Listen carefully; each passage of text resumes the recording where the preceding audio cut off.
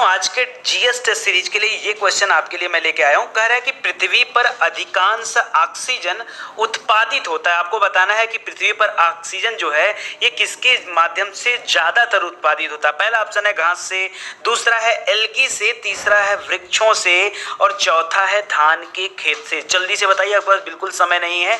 देखिए, इस प्रश्न का राइट आंसर होगा एल्गी से।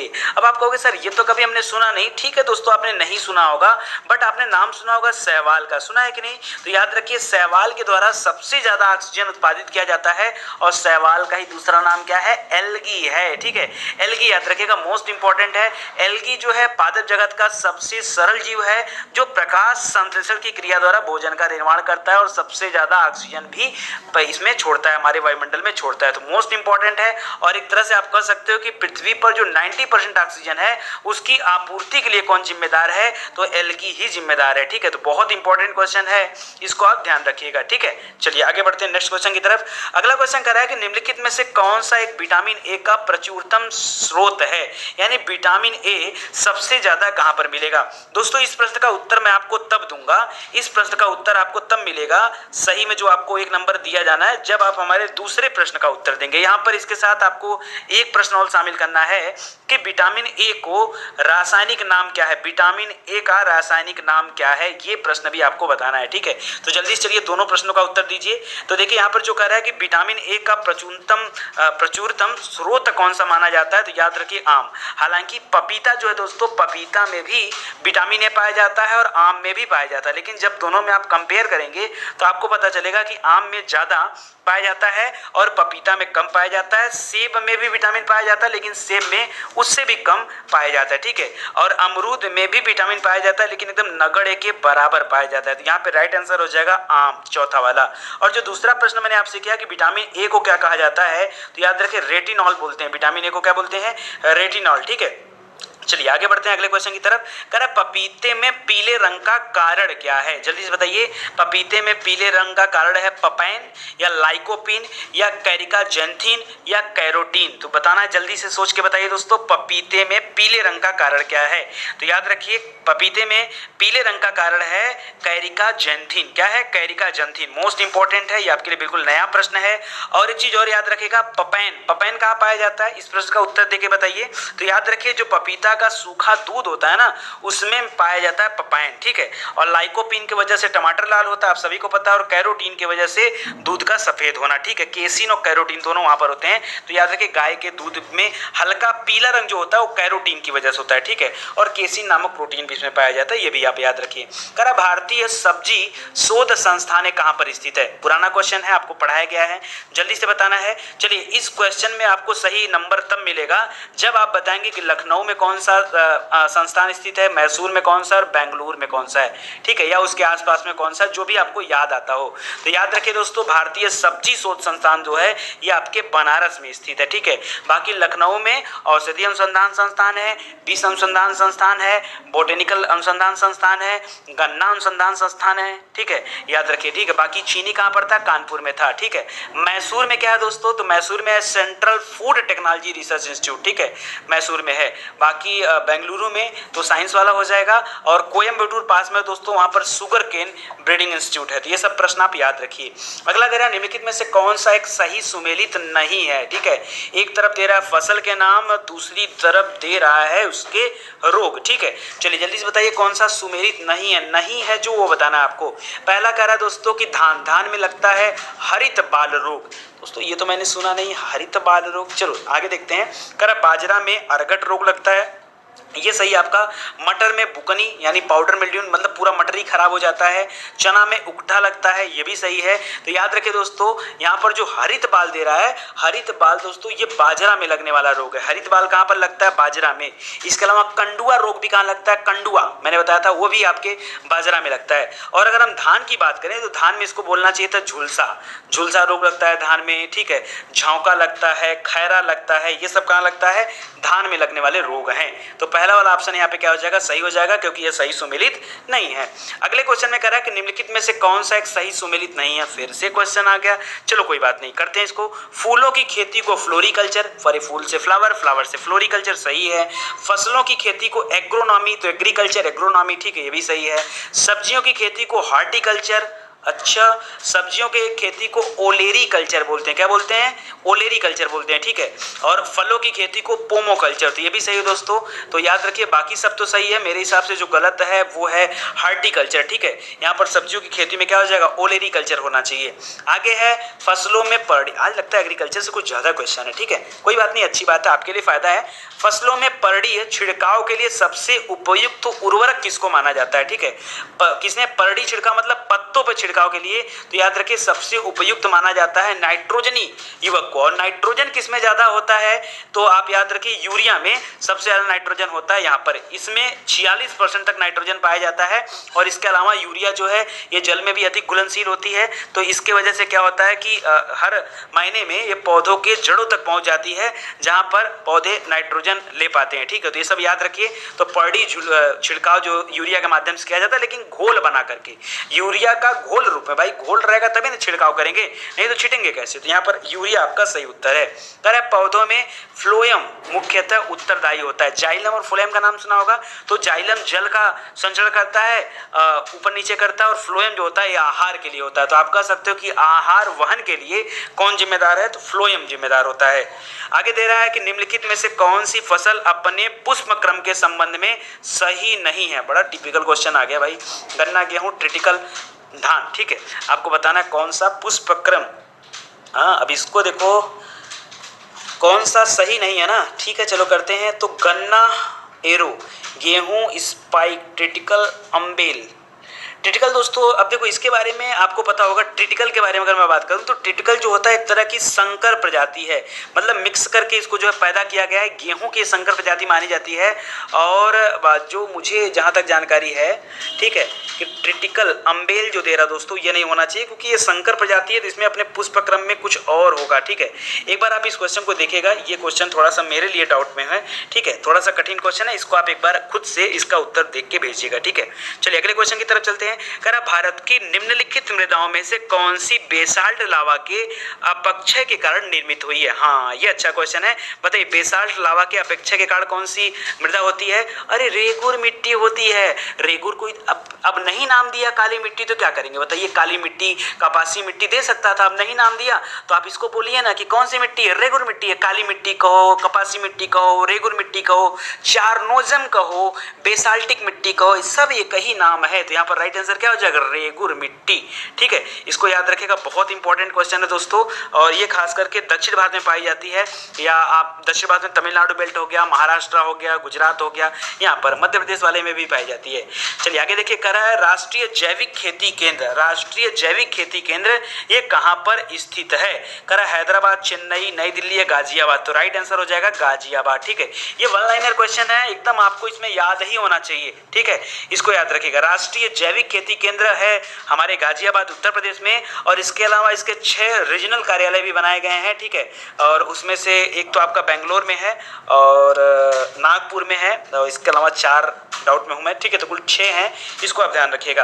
आगे बढ़ते हैं। कारण निम्नलिखित में से विश्व में सब्जियों का सर्वाधिक उत्पादन करने वाला देश कौन है। जो सबसे ज्यादा सब्जी का उत्पादन करता है वो है चीन, ठीक है, याद रखिए। चीन जो है सब्जी उत्पादन करने में पहले स्थान पर है, भारत नंबर 2 पर है, और यूएसए यानी जो अमेरिका है ये नंबर 3 पर है। ये 3 क्रमशः हैं। अगर हम भारत के अंदर बात करें कि भारत के अंदर कौन कौन से राज्य हैं जो सब्जी का सबसे ज्यादा उत्पादन करते हैं, तो याद रखिए दोस्तों, पश्चिम बंगाल आपका पीबी नंबर 1 पर है, उत्तर प्रदेश 2 पर है, और बिहार जो दोस्तों ये नंबर 3 पर है। तो ये प्रश्न आप जरूर याद रखिएगा। करेक्ट, कंचन एक उन्नत किस्म है। आपको बताना है कि कंचन जो है किसका किस्म है, ये आपको पढ़ाया गया क्वेश्चन है। ये आंवले की प्रजाति है, ठीक है, और सर्वाधिक आंवला कहाँ का फेमस है, प्रतापगढ़ और इलाहाबाद का आंवला फेमस होता है, इसको याद रखिएगा। कंचन के अलावा दोस्तों कुछ आम की प्रजाति का नाम बताइए कंचन के अलावा। तो याद रखिए दोस्तों, बलवंत, नीलम, अमृत, ठीक है, ये सब प्रजातियां भी आती है। बनारसी आंवला ये भी आता है, ठीक है, तो ये सब याद रखिए। चलिए आगे बढ़ते हैं। कह भारत पर सर्वप्रथम मुस्लिम आक्रमणकारी थे, सबसे पहले किसने आक्रमण किया था मुस्लिमों में? तो याद रखिए कह अरब ने किया था, गोर मतलब गौरी ने किया था, गजनी मतलब गजनवी ने किया था। ठीक है, आप इसका उत्तर देना है। तो आपको पता होगा दोस्तों 712 ईस्वी में पहला अरब आक्रमण हुआ था। किसने किया था? मोहम्मद बिन कासिम ने किया था। तो अरब आक्रमण में आप 712 ईस्वी याद रखना, और यहाँ पर राइट आंसर हो जाएगा ऑप्शन नंबर सी। ठीक है, तो याद रखिएगा। इसी के बाद दोस्तों राजा दाहिर के साथ युद्ध हुआ था, कौन सा? दाहोर का युद्ध। ठीक है, राजौर का युद्ध, क्या नाम था उसका? राजौर का युद्ध। ठीक है, या राजौर के ब्राह्मणवाद का युद्ध मोस्ट इंपॉर्टेंट है राजा दाहिर के साथ। कह रहा है कि निम्नलिखित में से कौन सा छत्तीसगढ़ के बस्तर क्षेत्र में स्थित है? कौन सा उद्यान है जो छत्तीसगढ़ के बस्तर क्षेत्र में आता है? अब देखो यहाँ राजा जी, इंद्रावती, बांधव, बालफक्रम। ठीक है, यहाँ पे देखो ज्यादातर क्या है आपके छत्तीसगढ़ वाले, और राइट आंसर हो जाएगा बट आपका इंद्रावती। याद रखिए इंद्रावती राष्ट्रीय उद्यान जो है बस्तर क्षेत्र में आता है। ठीक है, और बाकी जो दे रहा आपका राजा जी और बांधवगढ़ और बालफाक्रम। ठीक है, तो इसमें से बालफाक्रम, राजा जी और बांधवगढ़, ये तीनों जो दोस्तों आप देखिए बालफाक्रम मैं आपको बता दूंगा। अच्छा बताइए बालफाक्रम कहाँ पे? बालफाक्रम दोस्तों ये मेघालय में है। ठीक है, मेघालय में। बांधवगढ़ कहाँ पे दोस्तों? ये आपके उत्तराखंड में है। ठीक है, और राजा जी कहाँ पर है? तो ये आपके मध्य प्रदेश। एक मिनट बांधवगढ़ आपके बांधवगढ़ आपके मध्य प्रदेश में, और राजा जी जो पहला था वो आपके उत्तराखंड में था। ठीक है, कंफ्यूजन में हो गया तो आप याद रखिएगा। अच्छा भीतरकनिका वगैरह कहाँ पर है? तो आपके पास में है। ठीक है, और उड़ीसा। आप देखिए सब चीज़ों को आपको एकदम एक याद रखना, आसपास के जो हो मतलब आसपास के राज्यों में जो वो सब याद रखिए। कह रहा उत्तर प्रदेश में मध्य प्रदेश में पीतमपुर को किसके लिए जाना जाता है? पीतमपुर को दोस्तों ऑटोमोबाइल के लिए जाना जाता है, आप सभी जानते हैं, ऑटोमोबाइल केंद्र माना जाता है। इसके अलावा पीतमपुर को भारत का डेट्रॉइट कहा जाता है। क्या कहा जाता है? भारत का डेट्रॉइट किसको कहा जाता है? पीतमपुर को कहा जाता है। ऐसे सिंपल क्वेश्चन आपके एग्जाम में पूछे जाते हैं। करा भारतीय दूरस्थ संवेदन संस्थान ये कहाँ पर स्थित है? बहुत पुराना क्वेश्चन है, देहरादून में स्थित है दोस्तों दूरस्थ संवेदन संस्थान, ये भी वहीं पर है। और इसके अलावा वन अनुसंधान केंद्र भी वहीं पर है, तेल अनुसंधान केंद्र भी है। ठीक है, ये सब याद रखिए। करा निम्नलिखित को सही सुमेलित करिए। पैलेस्टाइन, कोसोवो, टर्किश साइस्म और ताइवान। अच्छा ये दोस्तों पता है क्या दे रहा है? राजधानी दे रहा है, देश और राजधानी का नाम बताना है। ठीक है, चलिए इसमें जो सबसे आसान है दोस्तों है ताइवान देश। जल्दी से बताइए ताइवान की राजधानी कहाँ है? ताइवान की राजधानी है ताइपे। कहाँ पर है? ताइपे है। दूसरा सबसे स्थान है रमल्ला। रमल्ला कहाँ की राजधानी है? पैलेस्टाइन की राजधानी है रमल्ला। ठीक है, मोस्ट इंपॉर्टेंट है। कोसोवो की राजधानी है प्रिस्टीना, और टर्किश साइप्रस का नाम है। ठीक है, साइस्म नहीं होगा, साइप्रस होता है इसका नाम, निकोसिया। ये याद रखिएगा, बहुत अच्छा क्वेश्चन है और कूट में दिया है और आप करने की कोशिश करिएगा। आगे दे रहा है इनमें से किसने लुप्त होती महिलाओं का विचार दिया था? ये भी आपको पढ़ा चुका हूं। लुप्त होती महिलाओं का विचार किसने दिया था? अमर्त्य सेन ने सबसे पहले दिया था। ठीक है, लुप्त होती महिलाएं कहने का मतलब है दोस्तों एक्चुअली में महिलाओं की किडनैपिंग की कोई बात नहीं थी यहाँ पर। याद रखिए भ्रूण हत्या जो हो रहा है या जो लिंग चेक करा करके गर्भपात करा दिया जा रहा है उसको टारगेट रख के इन्होंने बात कहा था लुप्त होती महिलाएं। अमर्त्य सेन ने इसका कॉन्सेप्ट दिया था। ठीक है, करा आइंस्टीन को नोबेल पुरस्कार दिया गया था किस चीज के ऊपर? ये आपको बताना है। करा सापेक्षता के सिद्धांत, प्रकाश वैद्युत प्रभाव, विशिष्ट ऊष्मा या बोस आइंस्टीन सांख्यिकी का सिद्धांत। तो याद रखिए दोस्तों इनको जो पुरस्कार दिया गया था आप कहेंगे सापेक्षता का सिद्धांत, बड़ा कंफ्यूजन होता है, ध्यान दीजिएगा। प्रकाश वैद्युत प्रभाव के सिद्धांत के लिए इनको दिया गया था। किसके लिए? प्रकाश वैद्युत प्रभाव के सिद्धांत के लिए दिया गया था। इनको भौतिकी का नोबेल मिला था 1921 में। ठीक है, इसको आप याद रखिएगा, बहुत इंपॉर्टेंट क्वेश्चन है। करा यूपीएस का विस्तृत रूप क्या है? फुल फॉर्म बताना है दोस्तों यूपीएस का। वही यूपीएस जो आप कंप्यूटर में इस्तेमाल करते हैं। तो यूपीएस का फुल फॉर्म होता है दोस्तों अनइंटरप्टेड। क्या बोलता है? अन एक साथ करते हैं फिर इंटरप्टेड। ठीक है, पावर सप्लाई, यानी बिना रुके पावर की सप्लाई होना। जब आपका लाइट कट जाता है तो उस समय आपकी लाइट की सप्लाई होती रहती है, इसीलिए इसको बोलते हैं अनइंटरप्टेड पावर सप्लाई। ठीक है, ये इसका फुल फॉर्म होता है। आगे देखते हैं करा फ्रांसीसी ईस्ट इंडिया कंपनी का निर्माण किसके शासनकाल में हुआ था? तो दोस्तों जो फ्रांसीसी ईस्ट इंडिया कंपनी थी भाई सबसे पहले कौन आया था? पीडीएडीएफ। ठीक है, तो याद रखिए पुर्तगाली, फिर डच आए थे, फिर अंग्रेज आए थे, फिर डेनिश आए थे, फिर फ्रांसीसी आए थे। तो फ्रांसीसी सबसे लास्ट में आए थे, याद रखिएगा। और फ्रांसीसी ईस्ट इंडिया कंपनी का निर्माण किसके शासनकाल में हुआ है? तो लुई 14वें के शासनकाल में हुआ है। लुई 14वें के मंत्री थे जिनका नाम था काल्बर्ट याद रखिएगा, क्योंकि सब कुछ इसी के हाथ में था। काल्बर्ट द्वारा वही फ्रेंच ईस्ट इंडिया कंपनी का स्थापना हुई थी। अगर सन पूछे तो याद रखिएगा 1664 ईस्वी में हुआ था इसकी स्थापना। ठीक है, भारत में मसूलीपट्टनम में आया था और अपनी आकर के कोठी इसने बनाया था। पहला सूरत में, दूसरा मसूलीपट्टनम में। ठीक है, दोनों याद रखिएगा। आगे कह रहा है कि निम्नलिखित में से कौन सा सही युग्म सुमेलित नहीं है, ठीक है, आपको ये बताना है। ठीक है, चलिए बताते हैं। Dalhousie, Ripon, William Bentinck, Lytton. चलिए, बहुत अच्छा क्वेश्चन दे दिया है। तो लॉर्ड डलहौजी की बात करिए सबसे पहले आप, ठीक है। हाँ, डलहौजी के समय में दोस्तों रेल वगैरह चली थी, 1853 में आया था डलहौजी, ठीक है। करा अवध का विलीनीकरण, तो दोस्तों इसने जो है राज्यों का विलय भी कराया था, ठीक है, अपने समय में। आपको पता होगा डलहौजी के समय में अवध के नवाब से वाजिद अली शाह थे, ठीक है, उन पर कुशासन का आरोप लगाकर विलय करा लिया। ऐसे बहुत सारे राज थे, ठीक है, तो याद रखिएगा, सही है। लॉर्ड रिपन ने भारतीय राष्ट्रीय कांग्रेस की स्थापना हुई थी, ना ना ना ना, लॉर्ड रिपन नहीं दोस्तों, यहाँ पे लॉर्ड डफरिन के समय में हुआ था। आपका राइट आंसर क्या होना चाहिए? डफरिन, मतलब ये तो सुमेलित नहीं है, ठीक है, तो ऑप्शन नंबर 2 हो जाएगा। फिलहाल और देख लीजिए, कह लॉर्ड विलियम बेंटिक दे रहा है, ठीक है। लॉर्ड विलियम बेंटिक के समय में 1833 में चार्टर एक्ट आया था, इन्हीं के समय में दोस्तों राजा राम मोहन राय जी भी थे, ठीक है। और कह रहा लॉर्ड लीटन के समय में आंग्ल अफगान युद्ध हुआ था, ठीक है। लॉर्ड लीटन के समय में आंग्ल अफगान युद्ध नहीं दोस्तों, ये देखिए लीटन नहीं था उस समय थे लॉर्ड ऑकलैंड। तो यहाँ पर दो ऐसे हैं जो सुमेलित नहीं है, कंफर्म बता रहा हूँ, यहाँ पर 2 और 4 दोनों हो जाएगा, ये सुमेलित नहीं है, ठीक है। और बाकी आंग्ल अफगान युद्ध जो दे रहा है दोस्तों, ये 1839 से 42 के बीच में लड़ा गया था, आपको याद आ रहा होगा।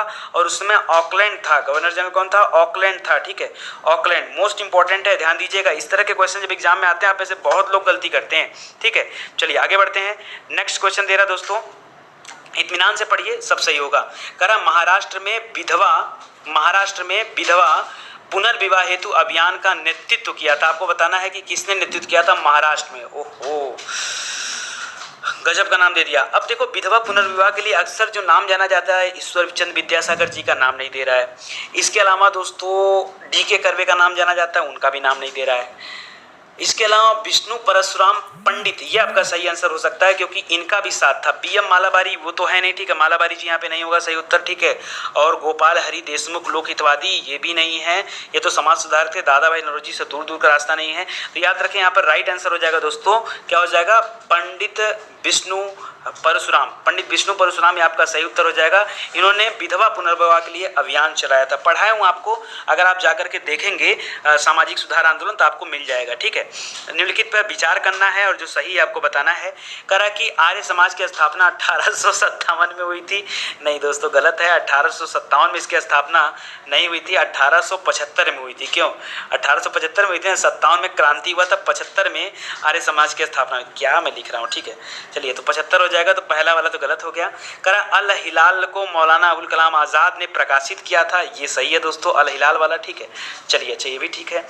दूसरा दे रहा दोस्तों, लाला लाजपत राय द पीपुल समाचार पत्र से संबद्ध नहीं थे, ठीक है। और अगला दे रहा है कलकत्ता के प्रसिद्ध, पहली बात तो मुझे लगता है यहाँ पर गलत हो जाएगा, कुछ ना कुछ यहाँ पर मिसप्रिंट है, क्योंकि यहाँ पर देखिए 3 जगह पे ऑप्शन नंबर 1 दे रहा है, और ये ऑप्शन नंबर 1 पहले ही गलत है, और 2 और 3 में तो गलत हो जाएगा, ठीक है। तो ये आपका ऐसे भी गलत हो जाएगा, क्योंकि लाला लाजपत राय यहाँ पे होंगे नहीं। कह रहा है कि कलकत्ता के प्रसिद्ध प्रेसिडेंसी कॉलेज की स्थापना राजा राम मोहन राय ने किया था, तो ये भी सही हो जाएगा, मतलब दूसरा चौथा। तो यहाँ पर ऑप्शन नहीं मैच कर रहा है दोस्तों, ये यहाँ पर रॉन्ग क्वेश्चन है, ठीक है। थोड़ा सा आप लोग ध्यान से पढ़िए। चलिए, इसी के साथ दोस्तों ये सीरीज हमारी समाप्त होती है। देखिए, कभी अगर किसी क्वेश्चन में मिसप्रिंट हो जाता है, कोई दिक्कत हो जाती है, तो वहाँ पर खुद से व्याख्या करने की कोशिश करिए। कुछ काम अगर खुद से करेंगे तो ज़्यादा बेहतर होगा, ठीक है। और उम्मीद करता हूँ आपको अच्छा लगा होगा टेस्ट सीरीज। इस तरह की टेस्ट सीरीज से आप जुड़े रहिए, क्योंकि फ़ायदा ओवरऑल आपको ही होना है। और एक ही निवेदन करना चाहूँगा, वीडियो अच्छा लगता है तो आप शेयर जरूर से करिए, ठीक है। चलिए, आप सभी का धन्यवाद। Thank you so much.